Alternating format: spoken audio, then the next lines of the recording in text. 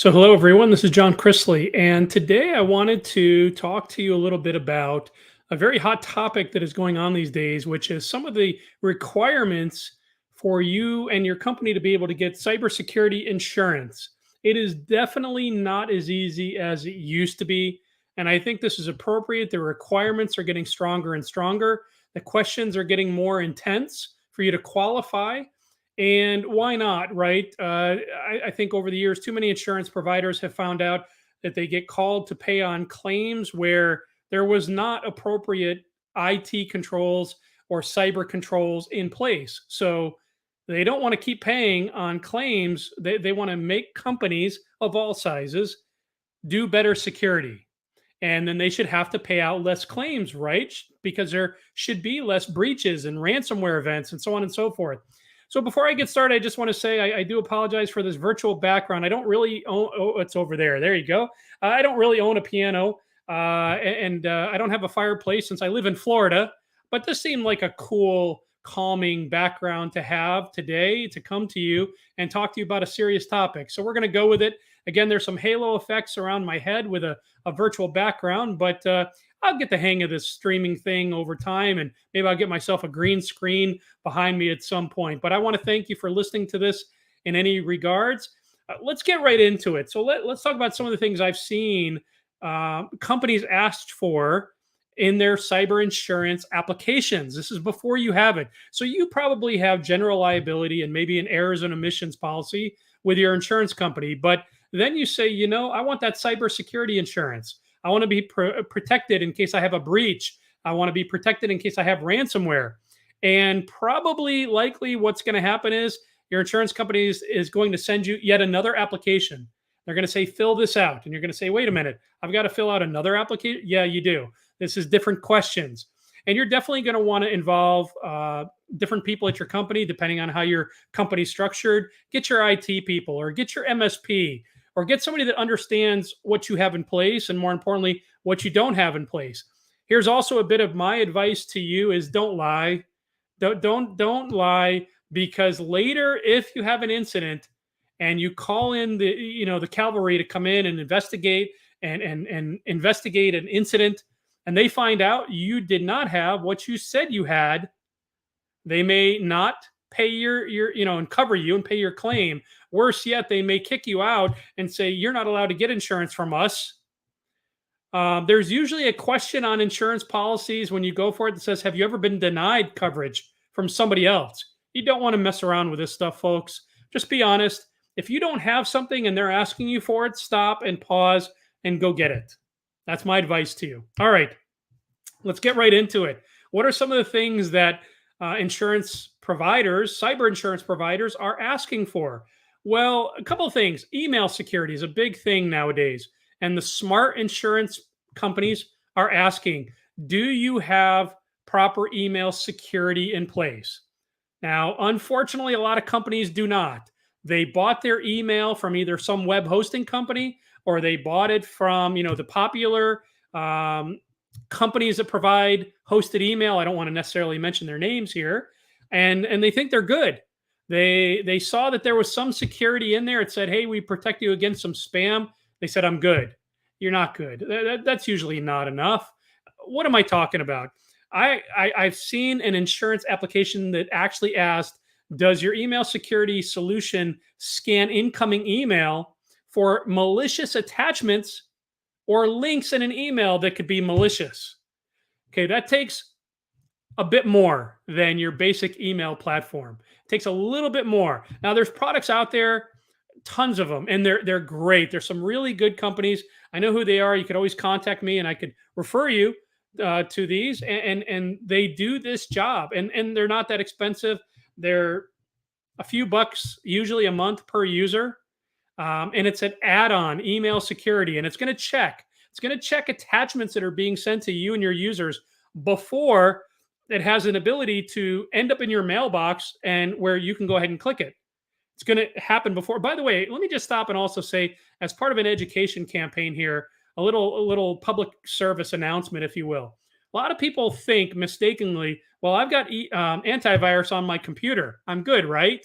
I have one of these products and it says it can protect my email.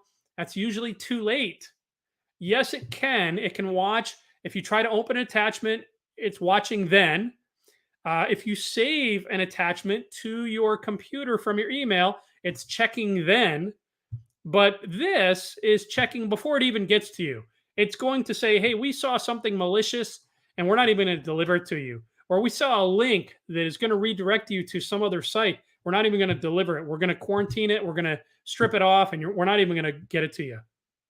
So the insurance companies are getting smart. They're coming up to speed. By the way, they employ people with the same letters I have over here. Sorry, right there. I got to get this. It's like a backwards mirror. They got this. They got CISSPs on their team too, and other people that know how to properly secure a company. So they're going to ask these questions, and if you don't know what it means, or you don't know how to answer it, or you're not sure if you've got it, go get somebody who does. All right. There's another feature in email systems nowadays, especially cloud-based emails with almost any provider, if you set it up. And it can tag an email with like a visual indicator. Sometimes it's a color, like in a bar. Sometimes it's just a little lettering that lets your employees know that an email came from the outside of your organization. And it could be something as simple as a couple letters EXT, like external in brackets. But it's a visual indicator that lets your employees know, be careful with this email. This came from outside of our company. It may be a valid email, it may be safe, but be careful. It came from outside of our company. A lot of cyber insurance companies now, whether you're going for ransomware protection or not, are asking, do you train your employees on security awareness topics? And do you have them phished to test and see if they're going to fall for a fake email and give up things? Are they going to click on things they shouldn't click on? Well, I've seen more than a handful of cyber insurance policy applications that are asking, do you do this? Either you do this or you don't. It's quite simple, folks. If you don't do it, go get somebody to do it for you. Get a provider to do that. It's an important piece is to test your employees. Number one, train them. Continually train them. And when I train them, I don't mean just do it once and move on. A lot of these systems that are out there that provide this kind of solution, they'll set it up and it's kind of set it for the year. And every month, your employees will get an email saying it's time for your monthly security awareness training. And then in addition to that, they'll be phished, they'll be tested, and they'll never know when that's coming. Isn't that the point? Isn't that what you want to have happen? And then you'll be able to gauge and watch the effectiveness of these programs and your investment. So just do it. It's really good practice to do. They're going to ask you in these applications if you use multi-factor authentication to get into your systems. Now that could be getting into your computer. That could be getting into like, I said I wasn't going to say names. I have to. Things like, your web-based email, your Office 365, or your G Suite, or something like that. Do you use two-factor or multi-factor authentication to get into those systems? Either you do or you don't. A lot of people don't, and it's very unfortunate because when they're hacked, it's very easy for people to get access to systems and they don't even have to use multi-factor authentication. There's no code being sent to the user's cell phone or their email or a hardware token to validate that is who is trying to log into a system. These are important things, folks, and these are some of the basics you gotta have. I'm also going to take this one step further. I haven't seen this asked in a questionnaire, but as a CISSP and a security pro, I'm going to tell you, how about remote access into your network and into your systems? So if you've got a firewall and you've got VPN set up for your remote users, don't allow users to come in without multi-factor or two-factor authentication on that VPN. So they must have, VPN software or web-based VPN software. But if they get in with just a username and password, and now they're into your network, or they get access to a server or a file share, that's not good enough anymore. In today's day and age, that's not good enough, folks. It's not. You need to protect that with some sort of other factor of authentication to make sure that that's who they say they are when they're trying to get in. All right. Let's keep going. A lot of applications now are going to ask you about the antivirus software you use on your computers. and they're now actually going to call it out, what the new industry term. They're not really just saying antivirus protection. That's sort of so yesterday, right? They're going to ask for malware protection, or they're going to ask for endpoint detection and response, or EDR. That is the new terminology in the industry. It's not really new, it's been out for a long time. They're going to ask you, do you use EDR technology on your computers? And if so, do you have somebody monitoring that's outside of your company? And if you say, well, I have it, I have that good software, but I don't have anybody managing it, then they're going to get into asking you, well, who manages it? And how often do they review it? And how are they alerted? And they're going to get into all this stuff. Folks, it's much easier to just hire an MSP that does that to do it for you. Might cost you some money. All this stuff costs money. It's not free. But what's the alternative? What's the alternative is you're going to get breached. You're going to have to either pay to get your data back, or you're going to have to pay the insurance company to hire forensic investigators to come in and incident responders. It's going to cost you money either way. It's better to pay a little bit now rather than a lot later. All right. They're going to ask you, I'm going to just keep going. I've only got a couple more.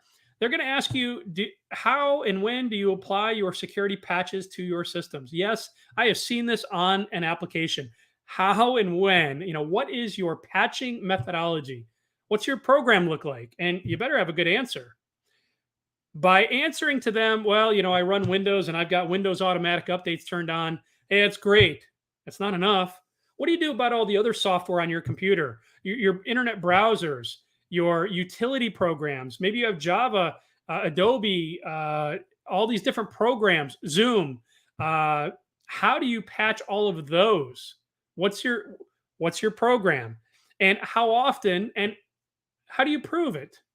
Because these people may ask, by the way, they may come back before they even issue you cyber insurance coverage, and they may say, I need you to prove it to me. Can you upload your policies or your procedure or both? Can you upload proof? Can you show me screenshots of the settings of your patch management system? Oh, wait a second.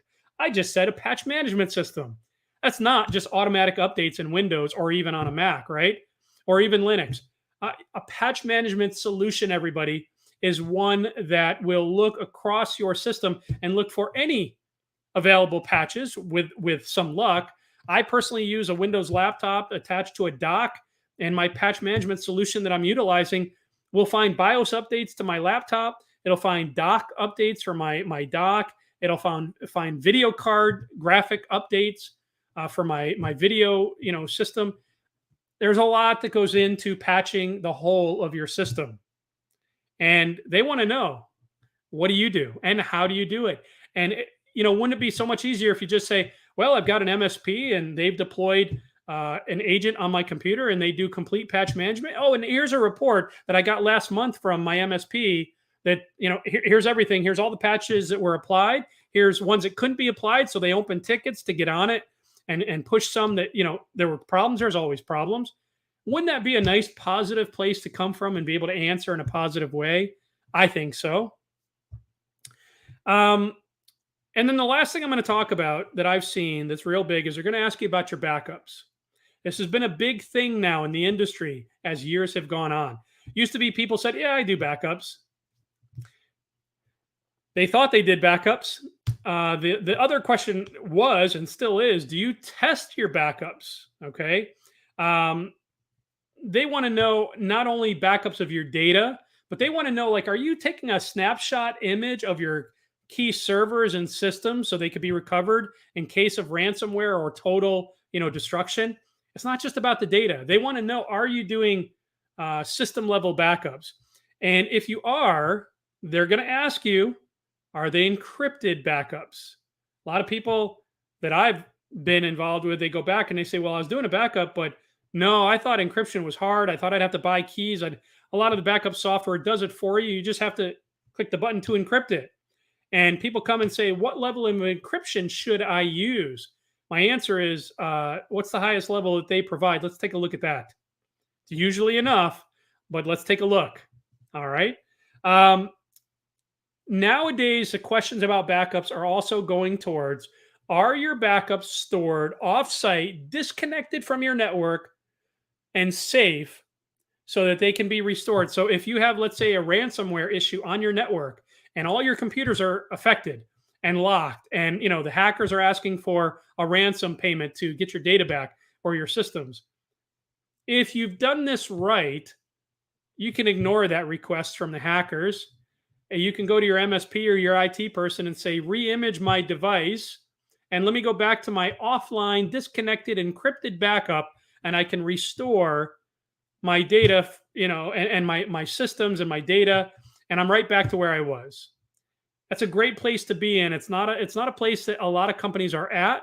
Now, if you're mostly completely cloud based, right? Usually your email is safe and secure somewhere. Hopefully you have backups, or your backups are being done to the cloud. But just backing them up to the cloud is not always enough, everybody. Think about this. If you've got a mapped drive on your computer to a cloud storage space where your data is, it's possible that a virus or ransomware can get into your computer, and it can take that map drive and go and encrypt and lock your data in the cloud just as easy as if it was sitting on your desktop. You got to think about this very carefully, right? Uh, the insurance providers now are asking, hey, tell me about your backup. And it'd be really nice if you had your IT people or your MSP hand you a sort of a white paper as to, here's how your backups are being done. Oh, and we can prove it to you. You want us to prove it to you? Let me show you a report and be able to show you the architecture with maybe even a little system diagram that shows that your backups are being done. They're disconnected from your machine. They're safe and sound. They're encrypted. They're in the cloud somewhere, either at some other data center or some other cloud provider, and they're safe and secure. And then they're going to ask you, have you ever tested your backups? Now, this is a real tough thing for a lot of people. It's easy to test a restore of data. Like, I could take my own computer, for example, and I could test restoring my documents or a folder on my desktop from my computer, and I could put it anywhere. I could put it back on my desktop. I could put it on the C drive in a new folder. That's easy. That's fairly easy, given the backup was done right. But what about this? What about me pretending that my computer has been hit by ransomware, and I need to actually invoke that process where I say, just re-image it. Go ahead, re-image it. It's okay. Re-image the computer back to a clean Windows 10 or Windows 11 install in my case, and I'm going to go to that backup, or maybe it's a special system image backup, and I'm going to restore almost from bare metal, and I'm going to be good to go. Have you ever tried that?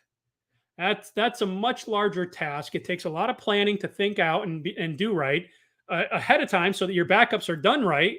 When they are done right, it's quite easy to restore. There's also this idea of continual backup. If you're using systems like OneDrive, SharePoint, gosh, even Dropbox, if you're saving to them, you're continually saving to these cloud locations. In an ideal world, if you had a ransomware incident, your computer was locked, you re-imaged it, somebody brought out, a boot disk or whatever, right? And they rebuilt your computer from just like when you got it. And then you ask them, can you restore my system? So all my programs are restored, my data is restored. I open up my Outlook and, oh, there's all my email. I open up my cloud drive. There's all my data I just saved a file there this morning. There it is. Wow. That's the way it should work, everybody. But it takes a lot of work to plan this out and get there. So take the time to do it. Okay. Last bit of advice. I could go on and on for hours and hours. I already have gone on for a long time. There's a lot that goes into preparing, not only for malware and ransomware, but now cyber insurance. The rules are getting stricter and stricter. There's a lot more things you should be doing than what I'm talking about right now, but this is just to get you going.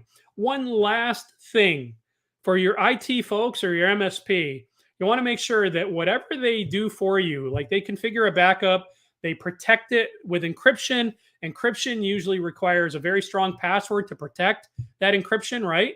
That's how they get back into it, your IT folks. They want to restore a backup. It's going to say, what's your master password? Make sure those passwords are extremely long and complex, and protected, and not used over and over and over and over. Because think about this. If a hacker were to get your primary key password here, right? They can get into all your stuff. You want that password to be unique and very strong. When I say very strong, I use password generators every day of my life. If you think 26 characters is too long, it's probably just about right. 26 characters or more, and just crazy, stupid, complex. And you shouldn't want to type that thing. People say, well, then I can't remember it. Yeah, that's exactly right.